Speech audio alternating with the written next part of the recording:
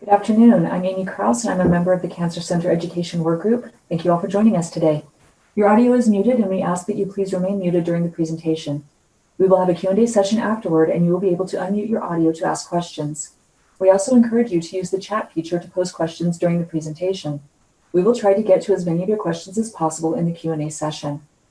In the chat, you will see a link to sign in for this session. Please take a moment to complete the sign-in. This is extremely helpful to us to measure attendance.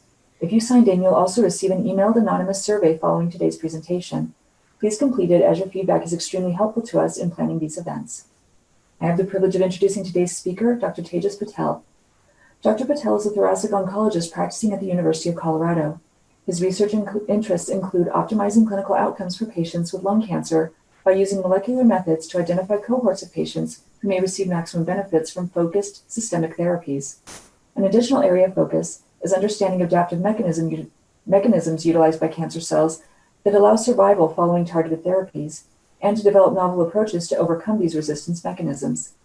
Dr. Patel has an interest in developing well-reasoned and well-designed clinical trials for patients with lung cancer. Dr. Patel, thank you for joining us today. I'll now turn the time over to you. Thank you, everyone. It is a privilege to be speaking to you for this lunch conference, and I will be having the big task of covering everything that we know about non-small cell lung cancer management in 2020 in 1 hour. So we will be moving in a good clip, but I will try to cover all the major highlights, at least from ASCO, and potentially give some insights as to what would be exciting for ESMO that's coming up this weekend. So these are my disclosures. So my objectives are fairly broad. We'll kind of do a background of lung cancer and sort of our origins. Where did we come from? What are some basic features of lung cancer that we all should be aware of? We'll pivot into early stage non-small cell lung cancer, and largely here is where I think a lot of the new trials are moving into, and so it's worth spending some time in this space. We'll briefly talk about metastatic non-small cell lung cancer, and I want to leave it open-ended for looking at future directions for where I think the field is headed. All right, so we all know the risk factors for lung cancer, including tobacco smoke, which is associated with about a 20-fold increased risk. There are other occupational exposures such as radon gas and asbestos, and the concurrent exposure of both tobacco and asbestos has a very high risk of lung cancer, in addition to mesothelioma, which is what asbestos is most commonly associated with. There are some rare metals such as nickel, cadmium, arsenic, and then aromatic hydrocarbons that have been associated with lung cancer, though the risk exposure is not as clear. Among biological risk factors, pulmonary fibrosis, specifically ILD, and solid organ transplant on immunosuppression are associated with lung cancer. One risk factor actually that's not on the screen but is worth mentioning is HIV. Even if treated, those patients seem to be having a higher risk of developing lung cancer lifetime. And finally, alpha-1 antitrypsin deficiency. It should be mentioned that a prior history of lung cancers is one of the highest risk factors for developing lung cancer in the future. And so this is a major plug for making sure that patients who've had a prior history of lung cancer, who've completed their surveillance imaging, make sure that they're still being screened, because their risk of a new primary is still fairly high.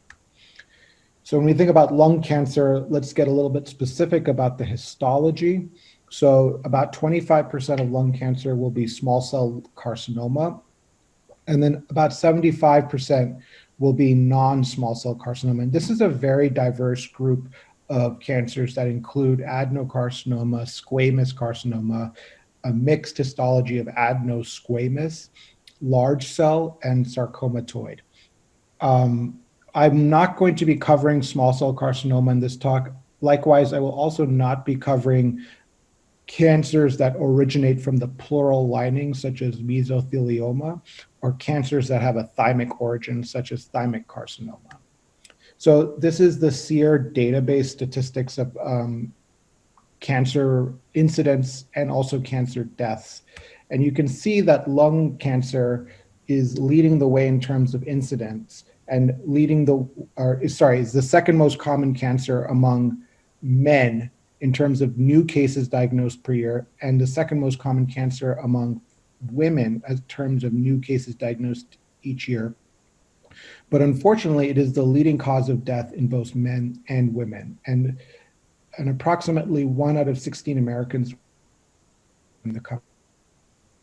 So their data 2005, but looking at the frequency of death among men, and you can see that by far and away, lung cancer is one of the leading causes of cancer-related mortality in this country, and a similar chart can be shown for women as well. So why is the death rate so high in lung cancer? Well, most lung cancer patients present at an advanced stage. Almost 60 to 66% of patients will have locally advanced or metastatic disease by the time they show up to a clinician.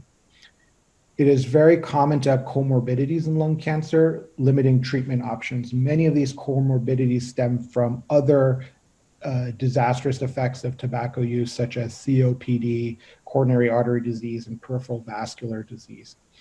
And until recently, there has been really limited effectiveness in the therapeutic options that a oncologist could use to treat lung cancer. And we'll be talking about some of these in this talk.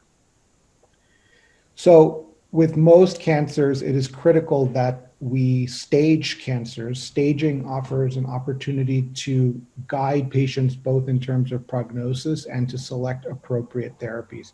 And the TNM classification system is largely used for most solid tumor malignancies. We don't use this in hematologic malignancies as they're presumed to be disseminated at diagnosis, and they have different criteria. So the T refers to the tumor size and typically ranges from T1 to T4. The N refers to local regional lymph node involvement, and this really depends on the primary cancer site. So when we talk about lung cancer, I'll show you some slides later in this talk talking about where are the local regional nodes for lung cancer. And then M refers to the presence of metastases. And here it's written as M1 or M2, but really in the 8th criteria for staging of lung cancer, we talk about M1A, M1B, and M1C. So this is a chart on how to stage lung cancer. You don't need to know this. You don't need to memorize this. I frequently look this up, but this gives every combination of T stage, N stage, and M stage. One point I would like to make is this is going to be relevant for when we talk about early stage lung cancer, is the combinations of T and N stages that get you into stage 3A. This is going to be relevant when we think about how do we design treatments for this subgroup. So we talked about stage, how do we get that information? Virtually every lung cancer patient will receive some form of imaging to classify the degree of spread, and it is very common to get a PET scan. That is, and so let's just cover that a little bit. So the basics of a PET scan are straightforward. There is a radio-labeled FDG molecule that is injected into a patient. And on scans, you can see which arm was injected because you'll still see evidence of the tracer typically at the antecubital fossa. So the premise here is that tumor cells have higher metabolic rate, and thus the uptake of this radioactive compound will be higher in tumor cells. And what happens is that the FDG molecule is actually metabolized into FDG6 phosphate. And because cancer cells have altered metabolic pathways, they actually cannot effectively metabolize this metabolite, and it accumulates within tumor cells. These radionucleotides are actually inherently unstable. They'll spontaneously decay in the body. And what happens is when they decay, they release a positron, which travels a very short distance and is annihilated by an antiparticle, i.e. an electron. And this annihilation of antiparticles results in two photons that travel at 180 degrees in opposite directions. And there are detectors that are surrounding the patient that are primed to simultaneously detect photon emission. And so conceptually, it looks like this. You have a hypermetabolic tumor, in this case in the lung. The accumulation of the FDG6 phosphate in cancer cells that's an inherently unstable molecule. It emits a positron. A positron reacts with an electron, sends out a photon in a 180-degree plane, which is then captured by a scanner. And then it's reconstructed to make images that look like this. So this is an example of metastatic lung cancer. The primary is highlighted here in the lung, but you can see that there's also high levels of FDG involvement in both the liver and bone. And unfortunately, this is a common presentation for lung cancer. So some indications for getting a PET-CT scan are to see if a lesion is benign or malignant, to potentially detect a primary site, especially if we don't really know if it's from the lung or we're not sure. It is critical in determining stage, and we'll talk a lot about nodal staging when we talk about early stage lung cancer management. And certainly it's useful for response to therapy and restaging, especially after someone has been treated for or rather with curative intent therapy and then has a relapse. So in addition to PET scans, one thing that isn't shown here is that because this modality uses injected radio-labeled glucose, and because the brain uses about 20% of the body's glucose load, it's actually very, very difficult to visualize any brain pathology on a PET scan, and therefore an MRI is frequently needed. Now the question comes up, well, why do lung cancers specifically, why do we need MRIs for patients with lung cancers? And it's because brain metastases are a major problem in this disease. I've highlighted two studies here. The top is a series from the Detroit metro area from 1970s to I think the early 2000s, looking at the incidence of brain metastases amongst multiple tumor types. And it's obvious in this chart that lung cancer has got an extremely high rate of brain metastases. Why this matters is shown in the bottom figure. So this is a Dutch study that is looking at the development of brain metastases and then simultaneously the survival after the development of brain metastases. So the cumulative incidence, as the incidence of brain metastases rises, you can see that for both small cell and non-small cell lung cancer, that the mortality of patients rapidly drops. And this has been a continued challenge in lung cancer management. So just to summarize, for lung cancer staging, all patients will need a biopsy. Virtually all patients will need a PET-CT scan. There's a few exceptions which we can talk about, but in general, a PET-CT is the best modality to determine extent of spread. And then with a very few exceptions, most patients will need an MRI of the brain to rule out brain metastases.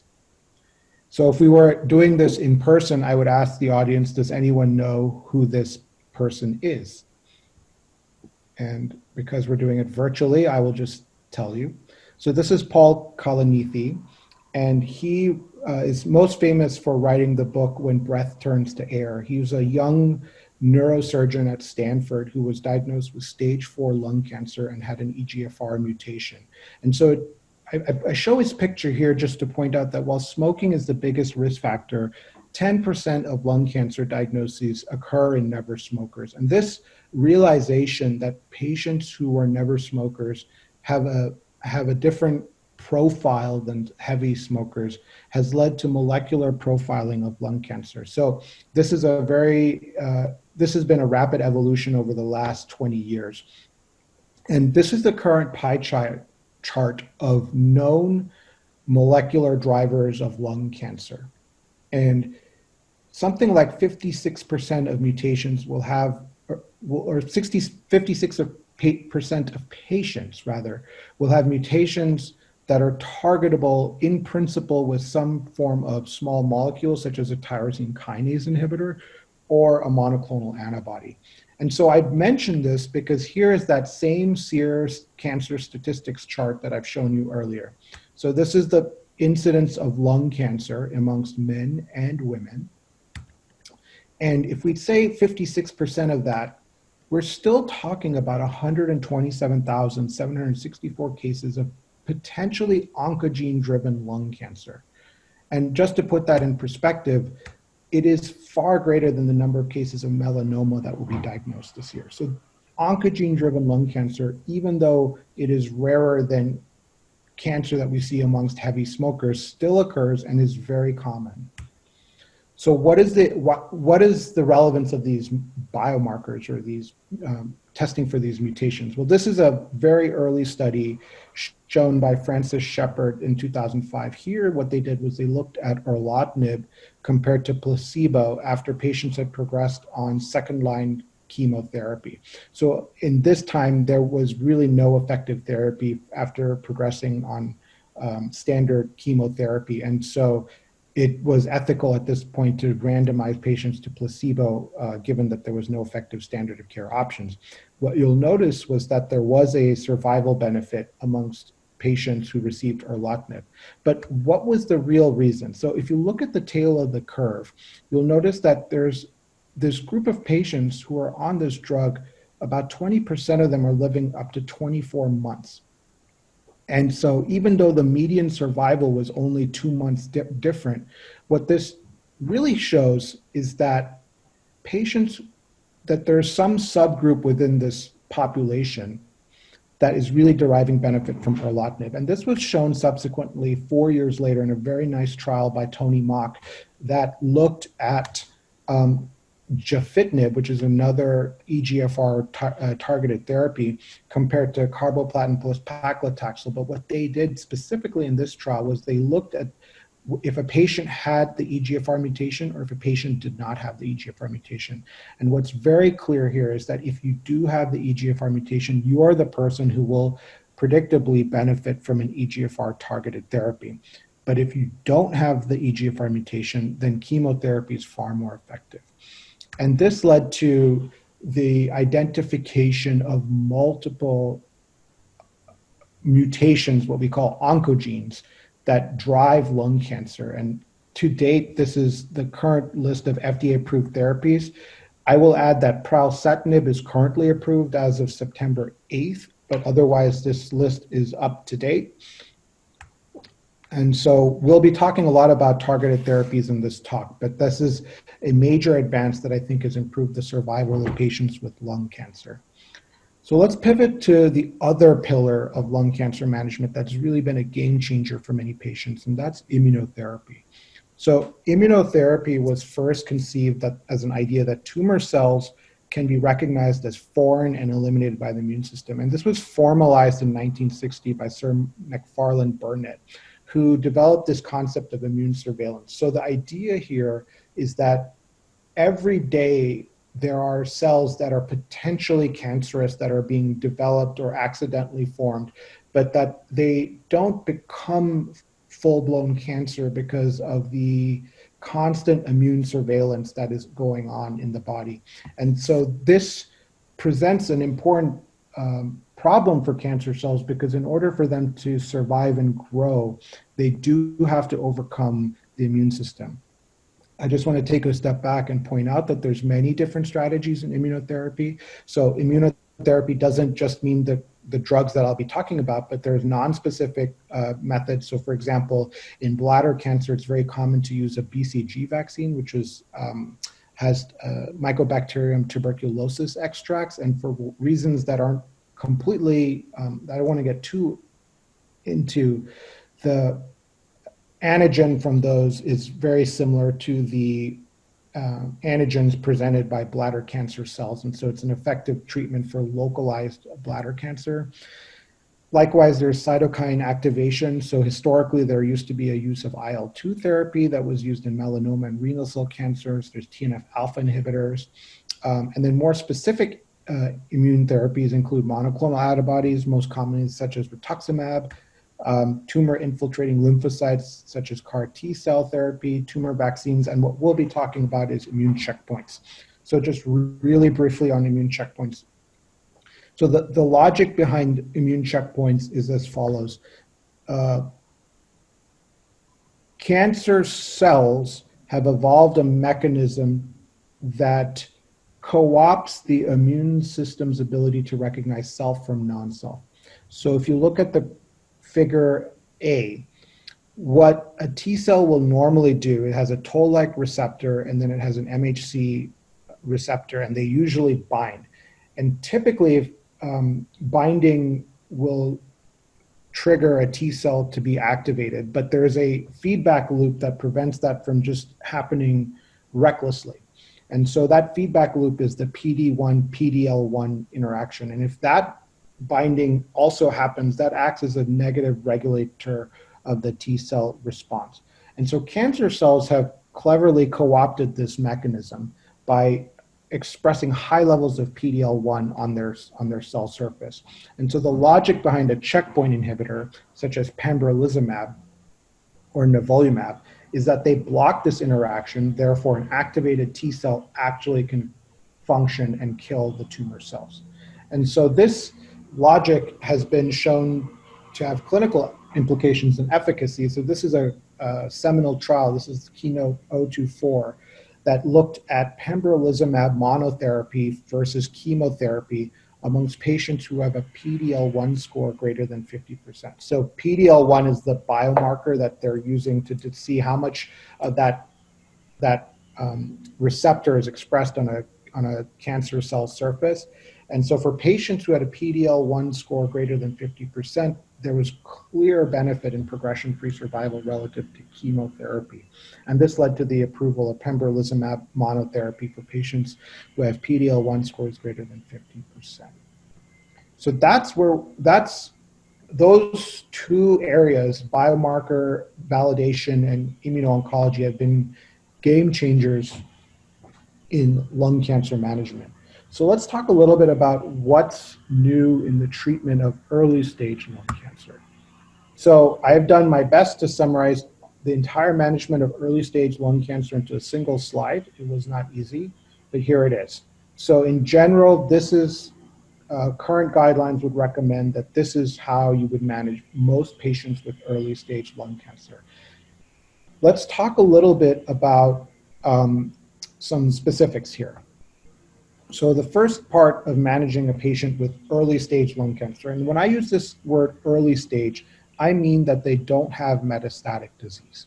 So anything stage 1 to stage 3B is what we'll be talking about in this portion of the talk. Lymph node determination is critical. So I've shown a diagram here of the different lymph node stations. It gets very complicated, but basically, up to the hilum, any lymph node in that region is considered an N1 lymph node. Any lymph node in the mediastinum is considered an N2 lymph node.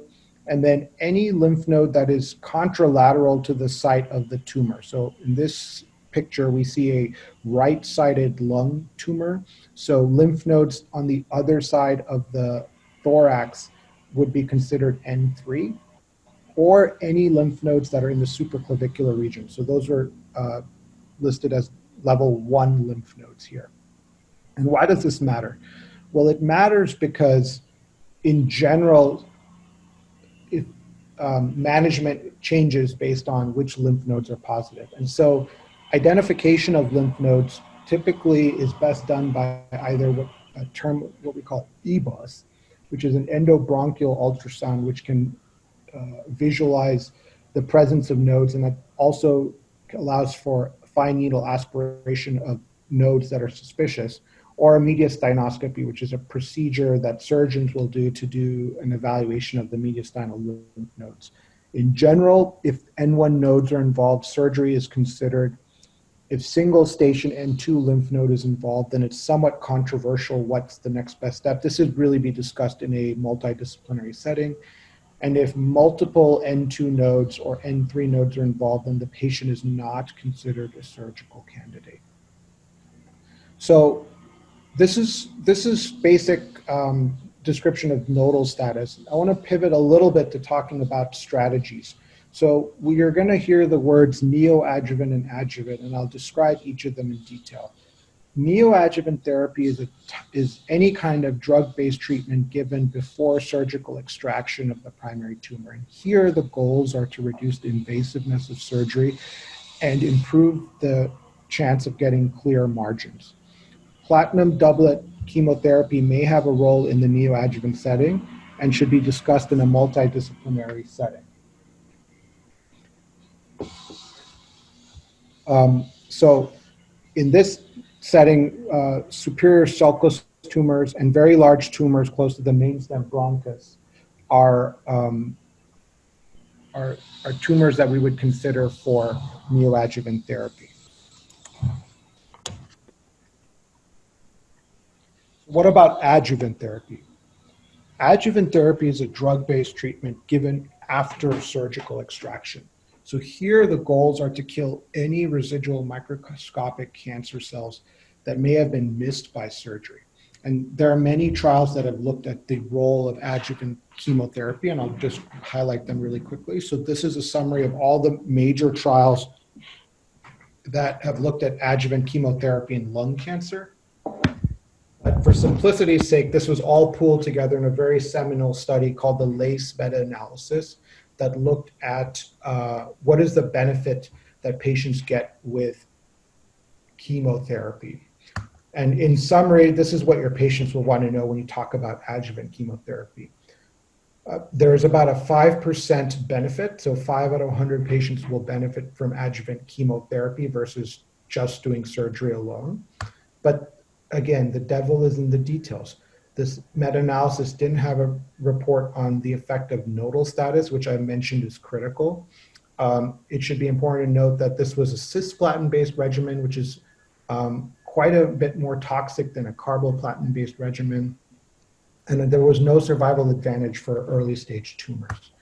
So I say all of this is to give a backdrop of where we are with management of early stage lung cancer. And now with the evolution of checkpoint inhibitors and tyrosine kinase inhibitors, can these be used in earlier stage cancers? So I'm going to discuss a seminal trial called the Pacific study. This is actually not new from this year, but has been practice changing. This is looking at what's called consolidated durvalumab, which is a checkpoint inhibitor in patients who are unresectable. So they have either N2 involvement or they were not fit enough to have surgery. And they looked at these patients who received chemotherapy with radiotherapy and then randomized them to receive durvalumab, which is an immunotherapy for up to a year, versus placebo, which would have been standard of care at the time. So just surveillance after this would have been standard. And this is a graph showing the clear benefit in the arm that received durvalumab. And there's newer data showing overall survival benefits. So this has become standard of care in the NCCN guidelines. What about using immunotherapy earlier? So this is an unanswered question. And I think as these trials evolve and report out over the next several years, we may start to see major practice changing patterns based on the use of immunotherapy prior to surgery. And so this will be an area of active interest in the coming years. What about TKIs? Well, ADORA was one of the major trials in ASCO this year and was one of the plenary session studies. So this was looking at patients who have an EGFR mutation and who had undergone surgery with negative margins. They were then stratified to receive osimertinib or placebo. And I should mention that if patients needed to get adjuvant chemotherapy after their surgery, let's say they had a positive N1 lymph node, then they were, after that was completed, then they would be randomized to osimertinib versus placebo. And this was, the intention here was to follow these patients for 3 years. And the primary endpoint was what we call disease-free survival. And I'm going to be talking about this shortly. So this is the baseline characteristics, but what I want to draw your attention to in this study is look at the percentage of patients who received adjuvant chemotherapy. We're talking about patients who have stage 2, stage 3A lung cancer. This is a very low rate of patients receiving adjuvant chemotherapy in this arm, in both arms. So this is an issue that we'll be coming back to. When you look at the primary endpoint, this is the slide that gets shown around in all of the oncology news websites, showing massive separation of curves and massive improvement of disease-free survival. And like I said, is disease-free survival an acceptable endpoint? So let's talk about that. So remember, disease-free survival is a surrogate endpoint. It refers to the amount of time after you've completed curative intent treatment until that the patient is, quote, disease-free. That means they haven't relapsed or they haven't died. And it is not validated in other trials. So behind the scenes, in a trial that got very little attention this year was CTONG 1014, which was basically the identical trial to ADAURA using a different EGFR drug named gefitinib, was negative. So until I see overall survival data, I think we should all have pause in thinking about this. A big issue was the control arm adequate? A high number of patients in the control arm did not receive adjuvant chemotherapy. This is standard of care for patients who have early stage lung cancer. And so this is an issue that comes into play when thinking about this trial.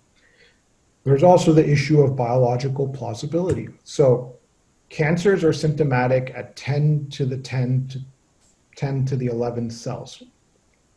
A radiographic partial response will get about 90 to 90% cell kill, so about 2 logs. And a complete response will get 99.9% or 4 logs. The reality is that tyrosine kinase inhibitors rarely get beyond 4 logs of kill. And so the question comes up is, are we just indefinitely putting these patients in a quasi-remission, but really we're not actually killing cancer cells. We're just sort of delaying an inevitable metastatic recurrence. And finally, there is going to be a subset of these patients who have actually just been cured with their chemotherapy. And is it justifiable to have them remain on a tyrosine kinase inhibitor, which, albeit while well tolerated, does come with side effects such as rash and diarrhea for 3 years, when in principle they may have actually been cured. So these are major issues with the ADAURA trial, but this is a big study that came out of lung cancer and has been practice changing, and so I wanted to spend some time talking about it. I'll quickly pivot to metastatic lung cancer. So like I said, this is my best attempt to put everything we know about metastatic lung cancer in a slide. So currently, if you have non-small cell lung cancer in this green box, we do biomarker testings. So we look for ROS1, ALK, EGFR, BRAF, and NTRK. We actually have a couple of new drugs approved this year. So we have capmatinib for MET exon 14. We have selpercatinib and pralsetinib for RET. And that's the management of lung cancer. If you have a mutation, you treat it with the appropriate drug. If you don't have a mutation, then you follow the green box to the bottom green box. And here we think about chemotherapy or some kind of chemotherapy immunotherapy combination.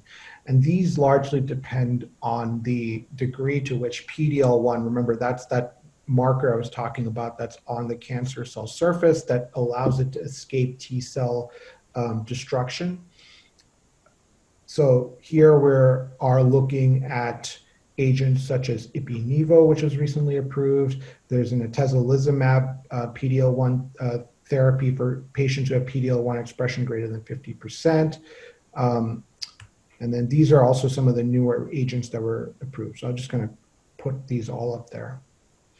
Okay, so for oncogene targets, there's numerous studies underway for these specific oncogenes, which will likely be approved in the next 2 to 3 years. So KRAS G12C, there's some very promising data from the Mirati company and also from Amgen. Many of the audience members here are intimately involved with trials that we run here with these agents. Likewise, EGFR exon 20, HER2, MET, RET, NRG1, and FGFR3. These are all oncogenes for which we don't have a targeted therapy yet, with the exception of MET and RET. But I highly suspect that within 2 years, 3 years, we'll have many of these agents available. And so we'll have more tools in our armamentarium to manage lung cancer. This is a summary of every immunotherapy trial to date. And I want to highlight the main ones that we discussed earlier was Keynote-024. So that was looking at pembrolizumab versus chemotherapy in patients with PD-L1 greater than 50%. The other major trial that's important to discuss is Keynote-189. This is essentially defining the standard of care for lung cancer in the United States. So currently, if you don't have a mutation identified on testing, most patients will get the combination of a carboplatin plus pemetrexed plus pembrolizumab, and then followed with pemetrexed pembrolizumab maintenance. And that's standard of care for patients in the United States. There are newer regimens coming out looking at combinations of IPI and Nivo, and that's Checkmate 227 and the Checkmate 9LA regimen, which was presented at ASCO this year. So for the last portion of the talk, I do want to have some discussion about where I think lung cancer field is heading and what are some future directions as far as research initiatives. So this is a very elegant study from Max Dean's group at Stanford University, and it's getting at this idea of really understanding minimal residual disease. This is a concept that I think is well understood within the sphere of hematologic malignancies such as multiple myeloma and leukemia, and I think can be very useful in thinking about how we manage patients with early stage cancer. So in this paper, they very nicely show that if you use circulating tumor DNA, so what this is a blood test that looks for residual cancer cells that are still detectable in the blood. And here they're doing whole exome sequencing, so getting a very deep level of analysis of the blood. And this graph shows the blood obtained from patients at the first month after completing curative intent therapy. So let's say they had surgery and then they had chemotherapy and they finished all of that. 1 month after that, they got a blood test.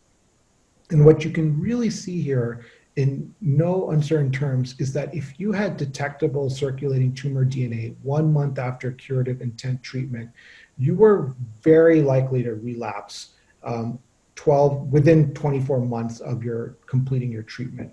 And this is what I think will need to be thought about in the future when we think about early stage lung cancer.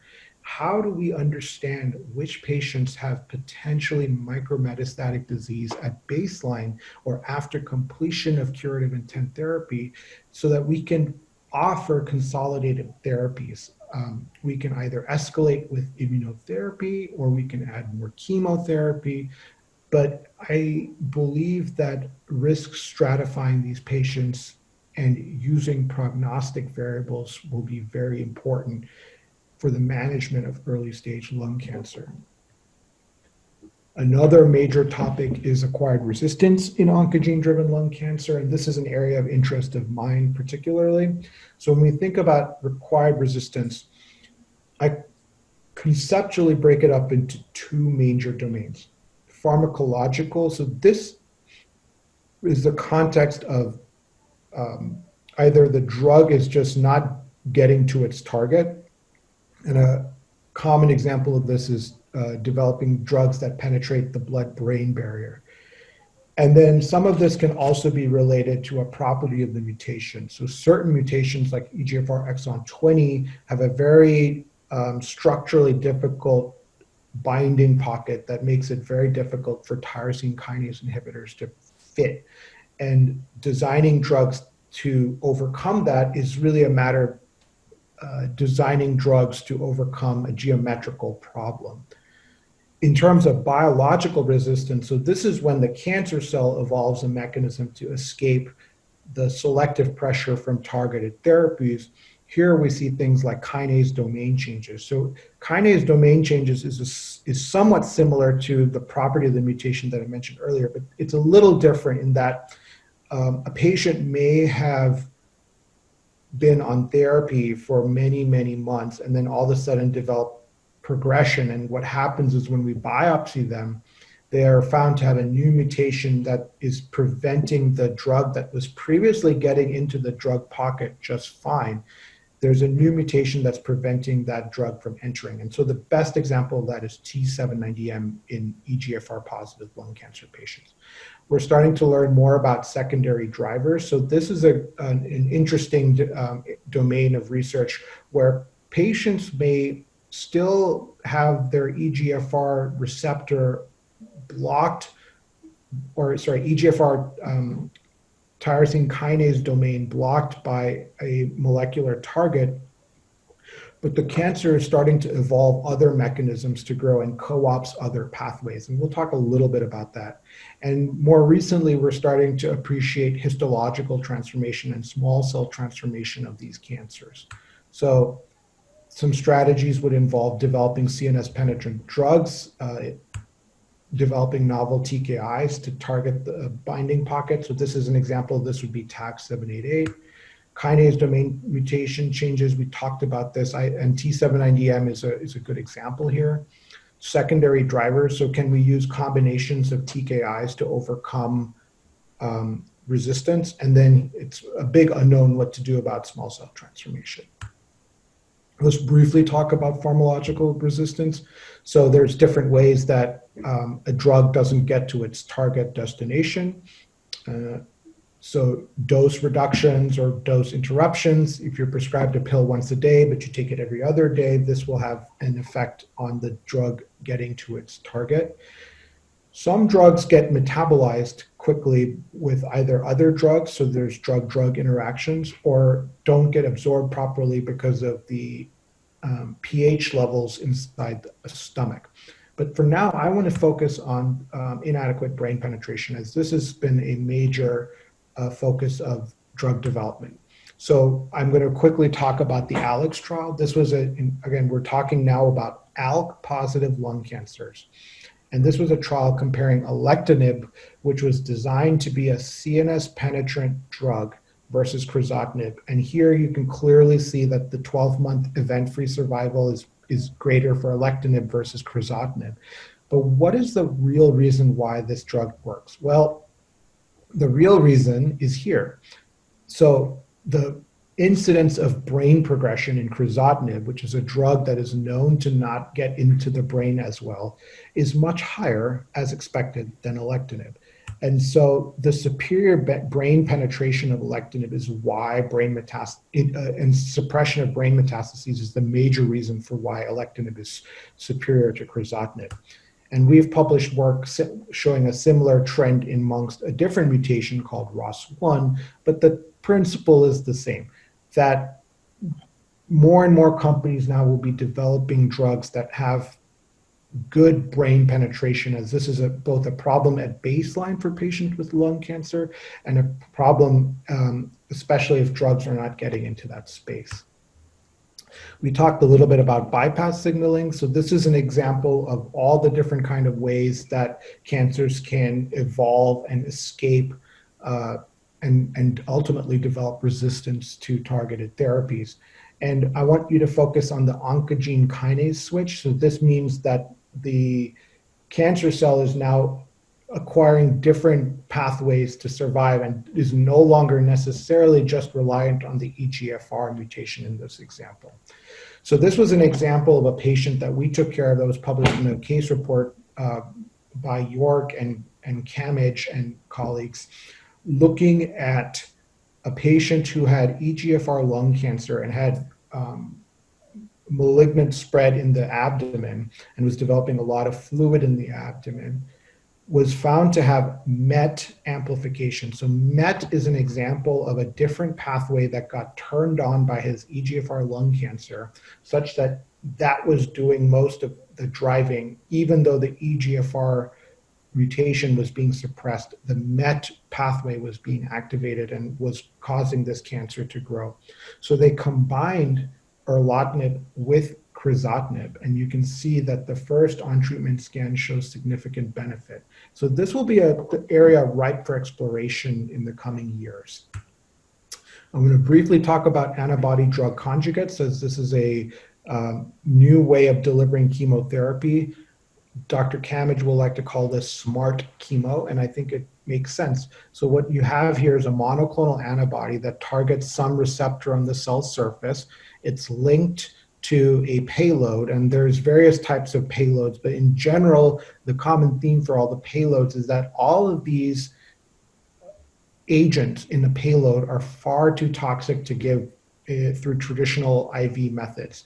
And the logic with this approach is that if we can identify patients who have a specific marker on their cells, we can engineer this fancy way of delivering chemotherapy to that cell. So I think for the interest of time, I'm going to skip this slide and focus a little bit on immunotherapy. So where can we go with immunotherapy?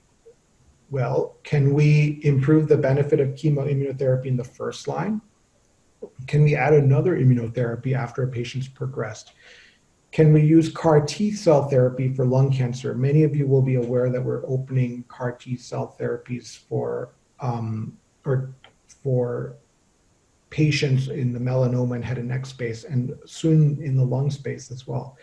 And will neoadjuvant immunotherapy be effective? So I'm going to highlight an example of this with this specific trial, which was presented this year. So this is an example of TIGIT, which was presented at ASCO.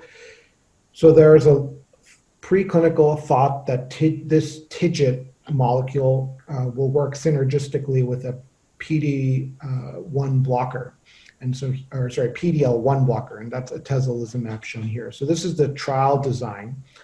And what's interesting when they presented this data was that if you looked at the patients who had a PD-L1 score of 1 to 49%, there was no benefit for this additional molecule. But if you had a PD-L1 score greater than 50%, there was a clear benefit with adding this new agent, a TIGIT molecule, to atezolizumab, which was a PD-L1 blocker. And so this will be an interesting space to see how it evolves. There's obviously always caution with any studies like this. So I bring out this study from Aguilar, very nice study showing that when you look at all the immunotherapy trials, the patients who have a PD-L1 score of 90 to 100% are basically driving the response. And so what we don't know in this TIGIT study is how many of these patients in the PD-L1 greater than 50% were the 90 to 100% patients that are largely driving this. And so this remains to be seen, and it'll be interesting to see how they present this data. Very quickly, we'll just talk about radiotherapy. So radiotherapy is a critical part of lung cancer management, and we play a synergistic role with the systemic therapy that we offer patients. One concept is, can we use ablative doses of radiotherapy for oligometastatic disease? So I don't want to spend too much time on this, but this has become a new concept in lung cancer, which is to say that just because your lung cancer has spread outside your body doesn't mean that they all behave the same. And there are some patients who have 1 or 2 metastatic spots that in theory could be treated much more aggressively than a patient who has widespread bone metastases. And there are numerous trials right now ongoing looking at answering this question. The other big question I see in the field is, what is the timing of radiation in relation to immune therapy? And I think here we'll have more answers coming in with trials. So that was a lot. I wanted to cover basically where we are with lung cancer management in 2020 in an hour. I hope I've covered a lot of ground here, and hopefully there's room for questions. But in summary, the big points I want everyone to take home is that while smoking is the largest risk factor for lung cancers, it's really important to know that never smokers can get it as well. And we need to appropriately stage patients. So PET, CT, and MRI at the time of diagnosis are critical. And then a lot of the studies looking at early stage lung cancer are been confounded by the problem that N1 and N2 nodes were just not clearly and cleanly assessed. And this is important because I think this makes a major difference for outcomes. We talked about the importance of molecular profiling of lung cancer. This is critical now and is in the NCCN guidelines that there should be broad-based testing, if ideally using a next generation sequencing platform, so that we can select targeted therapies for patients who have the appropriate mutations.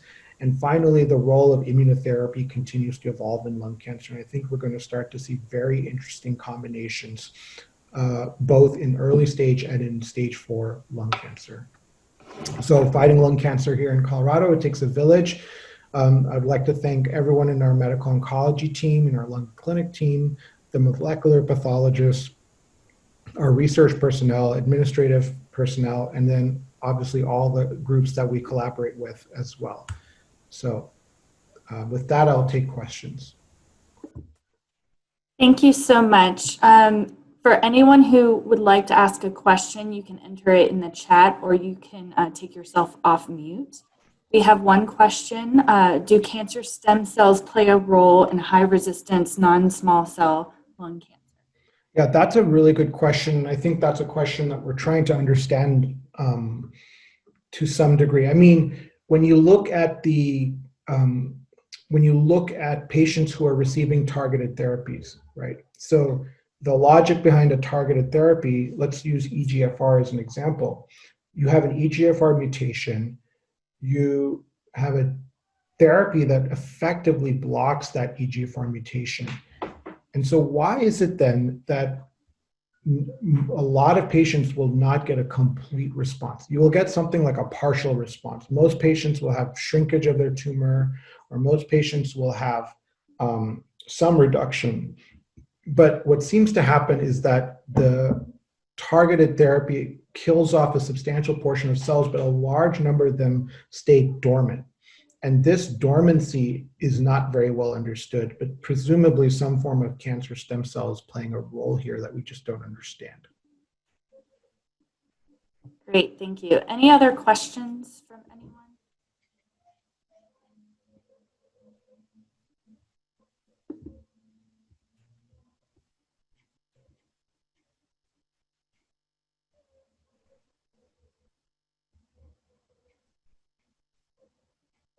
All right.